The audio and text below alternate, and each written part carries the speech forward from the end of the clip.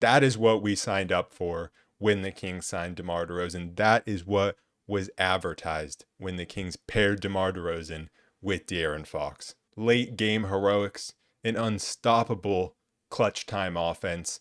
These two came into the fourth quarter just with horrendous shooting games going, both of them. A horrible start to the fourth quarter, Suns getting out to a big lead. Then DeMar DeRozan takes over, gets us to overtime, takes over in overtime, and Fox goes from there. This wasn't the first time we've seen this clutch duo perform together this season, but this was no doubt the biggest and best of it. They just didn't miss shots down the stretch. They both had horrible shooting nights going. Somehow DeMar DeRozan ends up 14 for 25 from the field, and Fox goes 10 for 23. They combined for all 16 points in overtime for the Kings. That's 7 of 8 shooting. All of the shots coming from Fox and from DeRozan. DeRozan getting the first 8 points. Fox getting the next 8 points. After the first 8 points from DeRozan, Fox is bringing the ball up. Mark Jones goes, I think we're going to see a touch from DeRozan here. And I was like, I don't know about that, because we'd seen it before in the fourth, where when Fox was bringing it up, it was his possession, and it was his possession. So despite DeRozan going absolutely insane, Fox says, I got this. It's my turn. And then he takes over for 8 straight points. It was just absolutely unstoppable offense. Didn't matter that the refs were trying to keep the Suns in this game because it was pretty insane. Just an absolute masterclass. DeMar got it going in the middle of the fourth, and then he had that brutal turnover late when the Kings were down 4 and Plumlee went the other way for an and one. And then the Kings come down, Keegan hits a 3. And then from then on out, it was all DeRozan and Fox. And I don't know how many shots they missed in the fourth quarter and overtime combined. Down the stretch of the fourth quarter and overtime, I think it was like 2 shots. The one that DeRozan missed with 4 seconds left or whatever that Keegan Murray tipped in, and then the Fox 3 to start the overtime period. Those were like the only 2 shots the Kings, those two missed down the stretch of this game. And the Kings were just running the same play over and over again, having Huerter screen for DeMar, and the Suns were pretty much playing it the same way every time. I mean, sometimes they would switch, sometimes they would prevent the switch. DeRozan didn't care. He did not care at all who was on him. He was just getting to his spots. And the thing is, the Suns kept playing it the same way, probably because they figured at some point he's going to miss. Because when you're looking at these shots that DeRozan is taking in the mid-range, you're like, these are tough shots. But that's the thing with DeRozan. He's like, please keep giving me these shots because those are his shots. Right now, DeRozan, so far this season, is well on his way to a Clutch Player of the Year award that he definitely deserves after some of his performances in the past few seasons just coming up short. Right now, he's on his way. He has been insane this season in the clutch for the Kings. And this is exactly what everyone envisioned when the Kings signed DeRozan, is winning these close games that the Kings probably are not pulling out last season. Even a game where Sabonis fouls out in overtime, Huerter fouls out in overtime, Malik Monk goes down with an injury, which was very worrying, and it didn't matter. This was not always the prettiest game. We'll get to it. We'll get to the third quarter and the start of the fourth quarter, because it was not pretty at all from the Kings, and they still need to be better in those instances. They still have things to get figured out, especially when Sabonis is off the court. But if they just keep it close, and it was a 5-point game by the time Sabonis came back in, and that was the key, keeping it within 5. It ballooned to at least 9 in the fourth quarter, if not more. But the Kings were able to get enough offense to get it down to a 5-point game by the time Sabonis came back in. And that was the key, because then down the stretch, with whatever closing lineup the Kings go with, obviously couldn't go with Monk in the lineup in this one. They were switching out Huerter and Ellis. Whatever closing lineup they go with has been very good this season. And after last game, where the Kings shot 11.5% from 3 and still were in the game, but lost it late, the Kings in this game shoot 29.7% from 3, which is about what they've been shooting all season on average. But the thing is, that's all they need. They shot more in this game with 37 compared to the 26 last game, but this team does not rely on the three-pointer to win, and you still hope that they can hit some more. But the 5 3-pointers that they got from Kevin Huerter and the 2 from Keegan Murray, it was just barely enough. They just need to do enough from the 3-point line, and I still have faith that it will get better than this at some point. They just need to do enough. And the way that this offense is, the way it can score inside, the way it can score in the mid-range, can keep games close, and then they can execute down the stretch like they did in this one. Let's go from the start. Kevin Huerter had it going early. We needed that. Like I said, after hitting 3 3-pointers last game, he hits 5 on his own. That was huge, and him just starting out the game hot, it just made me feel so much better. It's like, okay, somebody on this team can hit 3-point shots, and that's why Kevin Huerter is so critical right now to this team, because it seems like no one else can hit threes, so it's got to be him. But the Suns were hitting threes too, and they were getting open threes. Tyus Jones knocked down 3 of them early, and Fox gambled for a steal on one, and then it's just helping off to help on drivers, and Tyus Jones was getting open looks and knocking them down. The Kings needed to do better with their 3-point defense. In the first half, there were a lot of open looks for both teams, and neither team shot particularly well. The Suns were getting a lot of open corner threes, but that's really what the Suns do, is with the guys that they have. Obviously no Kevin Durant in this one, which is huge, but with Bradley Beal and Devin Booker, still that's very dangerous, and you have to load up against them when they're driving, and you have to respect both of their mid-rangers, both of them as just 3-level scorers, and so it takes so much attention, and that's how they get all those open looks from 3. Luckily, they weren't knocking him down. The Kings had a few dumb turnovers early, just weren't entirely locked in to start the game. But then they started finding Sabonis inside. He really got it going. He was going at Nurkic. Keegan got it going to the basket. Malik Monk came in, and after what I thought might have been his best game of the season last game, he started this game off really well, I thought, operating in the pick and roll with Sabonis. And this was more of the Monk that we saw last season, his relationship with Sabonis. I feel like we haven't seen a lot of that pick and roll relationship, and we saw it to start this game when Monk came in. And it was interesting, the rotations were a little bit different with Monk coming in alone. Usually it's him and Keon Ellis that come in together, but instead you have Monk come in, and then you have Keon and McDermott come in together. I thought we might see some Doug McDermott minutes with how the Kings have been shooting. He played 11 minutes in this game. Came in, hit 1 3, which was part of the 3 3-pointers that the Kings hit in the first quarter, which matched how many they hit last game. And I mean, I love that he's shooting, right? But he did go 1 for 5. If you give him more opportunity, he's going to be better than that. But then again, I feel like we're saying that with everyone, and it's not really happening yet. But the Kings, they really turned it on, started generating a bit of a lead when Devin Booker went out, because they started getting a lot more stops. When Booker was out, it was just so much easier for the Kings defense, and that's the beauty of not having to deal with Kevin Durant as well. I liked the way that Fox was playing early in this one. When he goes inside and he doesn't lose the ball, which has been his problem early in this season, when he doesn't lose the ball, he's going to score when he gets inside. I liked the way he played in the first half. Even though the results weren't all there, he was getting into the lane. He was getting the right shots. They just weren't all falling for him. Then in the second quarter, Malik Monk goes down, and that's when things got weird for the Kings, because there was a lineup with no Fox, no Sabonis, obviously no Monk. It was DeMar in there. He scored a few times, but he was off. And we had a lineup with Lyles in at the 5. And it just felt like we had a lineup in there that wasn't able to score, because if DeMar wasn't scoring on every possession, we weren't going to score with Monk out. But then also a lineup that wasn't going to do much defending. They struggled to rebound with Lyles at the 5. Trey Lyles continued to miss open threes. It got sad. Like, they were just leaving him wide open, and he was just missing open threes.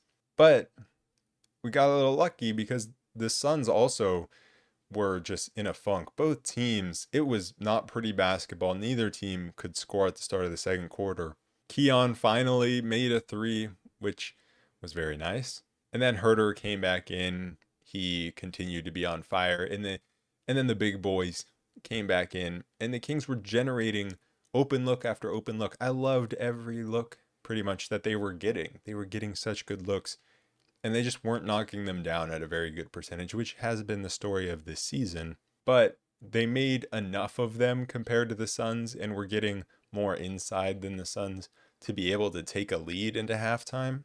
Sabonis knocked down a couple of mid-rangers when Nurkic just backed up off him, which we love to see. He looks automatic from that range now. I also thought Kevin Huerter was playing some very nice defense in this game. He was constantly getting his hands on balls. He was asked to guard Devin Booker quite a bit and guard Bradley Beal, especially on switches, sometimes as the main matchup. And he did pretty well. He ended up fouling out of this game in overtime, but I thought he did a pretty good job. He had 17 points, 7 rebounds, 4 assists, 3 steals, 1 block. He had a very, very good game. But then in the third quarter, it got really bad. The Kings offense went from generating open look after open look after open look to then just chucking up bad three-pointers early in the shot clock. There was a difference between the misses from deep that the Kings had in the second quarter versus the misses that they had in the third quarter. They were very different. It wasn't drive into the lane, spray out for a three to an open guy who then just couldn't knock it down. It was contested threes off the dribble, and combine that with the fact that Fox and DeMar both could not find the range. Then that turned into Sabonis forcing post-ups, and he turned the ball over it felt like 4 times in the span of 7 possessions or something like that. It was bad. Nothing was working for the Kings offense, and it felt like they lost their patience, because I think the great thing when the Kings offense is clicking is you go through that first play, and if it's not there, then you just go again, and you keep going and you keep going until you get a good shot. If you don't get a good shot, then you chuck something up at the end of the shot clock. But that rarely happens, because the Kings this season have always been able to find good looks when they remain patient. And it felt like they lost their patience a bit in that third quarter. And so the Kings went from up 7 to down 3. And that was a big problem, because when you have Sabonis playing most of, if not all of, the third quarter, we all know what happens at the start of the fourth quarter. That's when Sabonis comes out. That has been the problem all season. It's when he goes out at the end of the third quarter. The offense goes cold at the end of the third, and then it goes very cold at the start of the fourth. That's been the story all season. So the Kings really needed a lead, and they gave it up in that third quarter. And then the lineup that the Kings threw out there at the start of the fourth, I just cannot understand it for the life of me. I don't know what the coaching staff was thinking. I don't know what Mike Brown was thinking. It was Fox, DeMar, Huerter, Doug McDermott, and Trey Lyles. That's a lineup where I was like, where's the offense going to come from, and where's the defense going to come from? It felt like a lineup that wasn't good at anything. Obviously, it is an offensive-focused lineup, but Trey Lyles is providing you no offense. Doug McDermott hit 1 3. That was it. Obviously, Kevin Huerter was hitting shots, but how is Kevin Huerter going to get open? Because that unit doesn't move the ball. That's Fox ISO, DeMar ISO.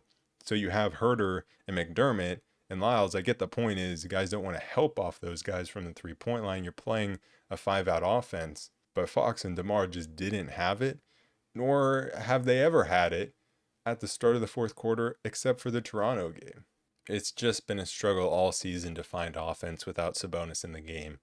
The offense stagnates so much. I would have rather just had an ultra defensive lineup in there surrounding Fox and DeMar, right? You put in Alex Len, as long as one of Nurkic or Plumlee were in the game, or even the Rook, also Iguodaro. As long as they have a big in the game, I would have Alex Len in the game. I would have Keon Ellis for sure in the game, and just go with a more defensive lineup, because you're gonna go isolation. So, okay, maybe you don't want Alex Len, at least have Keon Ellis in the game, because he can still space the floor. And if they want to leave Keon Ellis, even though they wouldn't leave Kevin Huerter or Doug McDermott, then so be it. And you live with Keon Ellis threes, and I'm fine with that, because I have faith in Keon to be able to knock down shots. So it's just been a problem all season. The Kings have to get leads pretty much going into the fourth quarter because you know that unit to start the fourth quarter is gonna blow it. Thankfully, you got some offense, which sometimes they just go completely cold and get 0 points while Sabonis is on the bench. And that's really bad. But DeMar found some offense. Lyles finally hit a three, which was very nice to see. You also saw Lyles get to the free throw line and he blocked a shot. He also definitely did some not so great things. It hasn't been a good season for him, but at least he had 8.6 rebounds in this game with a block. Maybe that can get him going. And the Kings, they have to play him. I said this after last game. They have to play him. They have no one else. They need him to play out of this slump that he has. I also thought we would see more Jordan McLaughlin minutes. We saw 2 minutes from him. I thought we would see more in the second half because Monk went out, but they didn't really go to him much, which as long as that means more Keon Ellis minutes, that's fine because Kevin Huerter had to go in too. So obviously you're going to play him quite a few minutes. And so for this Kings team, it's just about getting to the clutch when you can have your full lineup in there without a massive deficit. And they were able to do that somehow, some way, even with that just awful lineup out there. DeMar just being clutch. Keegan with that very clutch three, like I mentioned earlier. And the Kings, they weren't getting a ton of stops, but they barely got enough. I mean, the foul calls were awful. You know, the officiating was horrible. Hometown refing in Phoenix. It was awful. If the Kings had lost this game, you better believe I'd be going through every single call. But because they won, I don't need to relive all of them. It was just really bad. Keeping the Suns in this game, the only reason the Kings didn't win in regulation was because of the officiating. But DeMar hitting bucket after bucket, Fox finally coming alive. It's so fun to watch DeMar cook. Just when you see him sizing up a defender, tween, puts his body into him, you know he's just going to rise up. Everyone knows what he's going to do, and he just knocks it down anyways. So many and ones. And the fun part was a few times in this game, even earlier in this game, he actually got all the way to the rim a few times where he kept, going to the mid-range, and then he would mix it up and go to the rim. And the Suns didn't have anyone that could guard him. They have injury problems of their own. Obviously, no Kevin Durant. I don't know what happened to Nurkic. I don't think he started the second half, did he? He only played 15 minutes. I mean, he wasn't good in this game, but was he injured? I think. Ryan Dunn also might have gotten injured at some point. I don't know. There was Bradley Beal got injured, but obviously kept playing. I don't know. There was a lot of stuff going on with the Suns, but they were trying to stick Royce O'Neal on DeMar, and that just wasn't cutting it. And I just love the way the Kings utilized Kevin Huerter, who was extremely hot. So the Suns aren't going to help off of him. They were using him as a screener to get DeMar to his spots. DeMar had that one turnover a little earlier in the fourth, and that was really bad. But other than that, he didn't turn the ball over late, and it was just money after money. And the one time he wasn't money was Keegan coming up with a huge tip.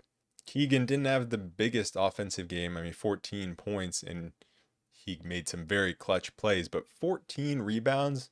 And the thing with Keegan's rebounding is it's not one of those things where I just look up and I'm like, how did he have 14 rebounds? Like, it pops. It really pops. I thought he was just so good rebounding in this game, and the Kings in general were very good rebounding in this game on the defensive side. That was very important because you can't give this Suns team second opportunities. Obviously, you had the foul call at the end on Keegan. Honestly, it kind of helped that it was before the ball was inbounded. But it's like, if there was no foul in the first place and you should have let it go, then how do you determine when the foul occurred if it didn't happen? But anyways, at least they did that. Should it have really been called? No. Great defense by Sabonis on the last possession. And I thought Sabonis played really solid defense throughout, and they just called him on a few times where it felt like he went vertical. They called that foul where he was boxing out Plumlee. Like, you're not allowed to box out anymore. The ball was going nowhere near Plumlee. He's just boxing him out, and Plumlee just jumps in the air and gets a foul call. Anyways, we go to overtime. Fox starts it off with a miss from 3, but then it's just all DeMar. Refs gifted the Suns 6 points in overtime, gifting them trips to the free throw line or that shot clock reset. We all know. But it didn't matter. Like, how do you lose by 9 in overtime when the refs are on your side gifting you points? That's wild. To lose in overtime by 9. I mean, that's a lot. And it's not like the Kings hit a bunch of free throws down the stretch on intentional fouls. They didn't at all. It was just funny how different this game was on either end, where on one end it was like absolute chaos with insane calls, air balls, fights for rebounds. And then on the other end, it's just like, oh yeah, toss it into DeRozan. He hits the midi. And so, despite all that was going on the other end of the court, the Kings' score just kept ticking up. 2 by 2 by 2, sometimes by 3 on a 3-point play. Fox getting to his spots inside. And then that last shot, that deep 2. That is what we need from Fox. Him to be able to hit those types of mid-rangers that we know he can hit. The offense, so fun to watch. The defense, very frustrating to watch for different reasons, but not really, because I thought the Kings played bad defense. And this is just a huge win against the Suns team where you needed to take advantage with Kevin Durant out. And they had won 7 straight games coming into this. And the Kings have just lost enough games against Western Conference opposition that they're going to be battling with a loss to the Timberwolves and the Lakers and the Clippers.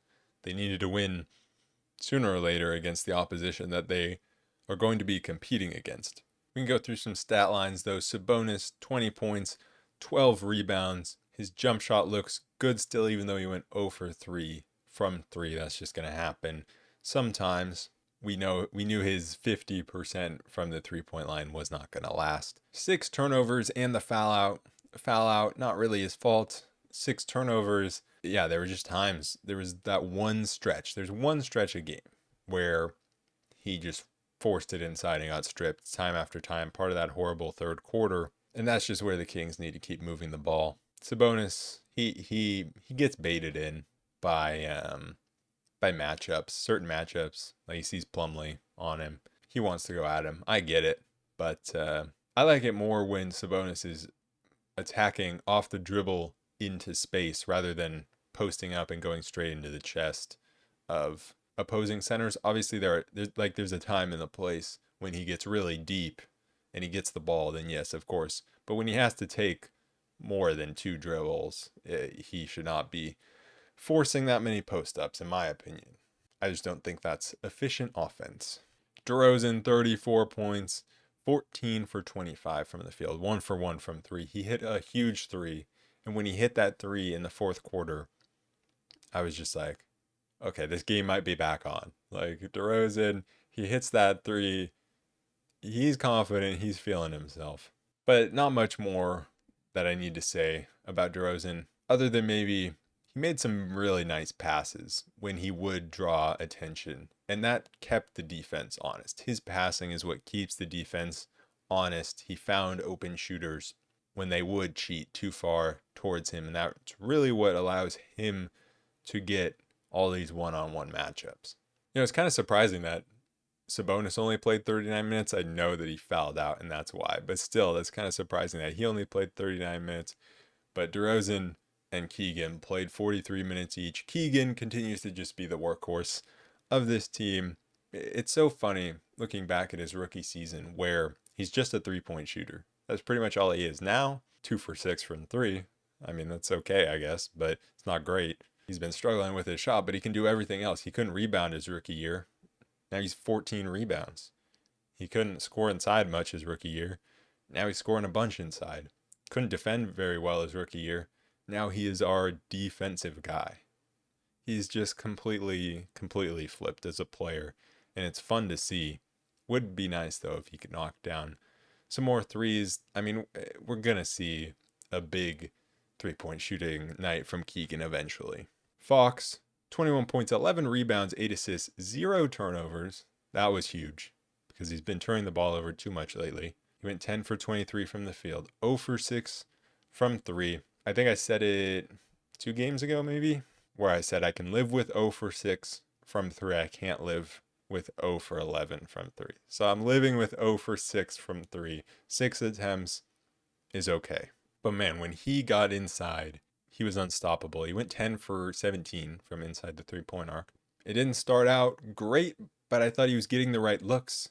And eventually those looks started to go down. So it turned into a good night for Fox. Huerter with his 17 points, 7 rebounds, 4 assists, 3 steals, 1 block, 5 for 9 from 3. Just needed somebody to be able to hit threes. So it was huge. And like I mentioned earlier, played some very solid defense. Malik Monk, sadly, the only 8 minutes. At least as of right now, I don't know what's going on with him. But when it's like a sprained ankle and he's not even questionable to return to the game, I feel like that's a worrying sign. And this bench is already weak enough. It's going to be tough if we lose him for a significant portion of time here. Keon, 28 minutes, and I thought he was great. He went 1 for 2 from 3. I just want him to take more threes. I think he's a really good shooter. I want him to take more threes. I thought he could have, but played great defense and had a great game. I thought there were times that he even should have been on the floor more. So I thought he should have played more than 28 minutes. It was in those lineups where you're going to go heavy isolation. Like, why even have Doug McDermott in the game at that point? And that's the confidence that I have in him as a shooter to be able to not disrupt anything offensively while still adding a lot defensively. McDermott, 11 minutes, 1 for 5 from 3. He's going to come in. He's going to shoot. He didn't get torn up as bad as I thought on the defensive end. So that's a positive, I guess. I mean, was it great from him? No. But he came in. He did what he was supposed to do, which is get up 3-point shots.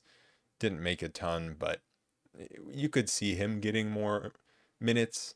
Not more minutes as in more than 11 minutes, but just get minutes again at certain points when the Kings are continuing to struggle from deep. But Trey Lyles, 17 minutes. He had good moments, but he's just not able to string good moments together. There always has to be bad moments in between the good moments with him. He hasn't had a stretch where he's made 2 good plays in a row, it feels like. Is Trey Lyles washed at 29? Like, he came in when Sabonis fouled out and had a valiant effort rebounding the ball. Didn't have to do much offensively, obviously, because that was just Fox and DeMar. But Lyles held up enough on the defensive end. It worried me when he had to come in, but obviously he was good enough. But we just need more from him, and if Monk is going to be out, we need so much more from him because they were literally just leaving him open from 3. The whole point of having him in there is as a stretch 5 to be able to hit threes. So if he's not doing that, then might as well just play Alex Len, right? But the thing is, you don't have anyone else on this roster, so you need Trey Lyles to play through this, and you need him to find a way to make a positive impact. The Kings now head out on a back-to-back in San Antonio. So not great that we had to play an overtime game, had to play heavy minutes, but we're going to be seeing old friend Harrison Barnes. I expect him to hit 5 threes, go for 30 probably. The thing with the Spurs is Victor Wembanyama early in this season has been a little disappointing. A lot of it because he's just jacking up 3-point shots and missing a lot of them. But then he has games where he does hit a lot of them. And so obviously you got to try to make him uncomfortable from the 3-point line, but not sure how much he's really affected by anything with his length. So it's just kind of, he's either going to make it or not make it, right? But on the other end, he's the only thing holding this defense together. When you are starting Chris Paul and Harrison Barnes in 2024, I mean, yes, Victor Wembanyama can block 7 shots in a game like he did against Utah, but I mean, that's just not going to be a good defense. And we saw Sabonis have success against Wembanyama, using his body, putting his body into him inside. I feel like this might be one of those games where the Kings are going to just try to outscore the Spurs.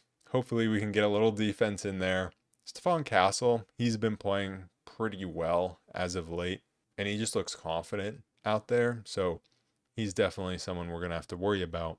But yeah, I feel like with the Kings on the second night of back-to-back, we might see a very offensive game, and we're just going to have to outscore them and be able to just have a stretch where we lock in defensively enough. But anyways, that is it for this episode of the Roll Report. As always, shout out to the members of this channel, No Rain and Joe Mama, for the support. Make sure to leave a like, comment, subscribe if you got this far, and I will see you guys tomorrow. Peace.